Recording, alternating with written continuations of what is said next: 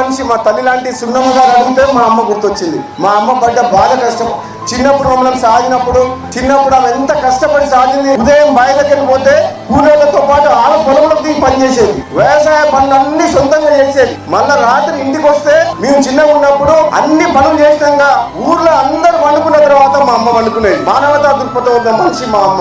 ఆమె పేరు మీద కట్టియాలి. ఎప్పుడు కూడా మేము బతుకున్నంత వరకు మా అమ్మ గుర్తుండాలి ఈ ప్రజలకు. ఈ ప్రాంతం కాదు కానీ చాలా మంది అన్నారు మన నల్గొండ జిల్లా నాయకులు, నువ్వు ఇన్ని కోట్లు ఖర్చు పెట్టి మా జనగామలో కట్టిస్తున్నావు కదా, నువ్వు ఎంపీగా ఓడిపోయిన తర్వాత స్టార్ట్ చేసినావు కదా, అది నల్గొండలో కట్టియండి అని చెప్పారు. నేను మాట ఇచ్చినా అది మహిళా సొసైటీకి.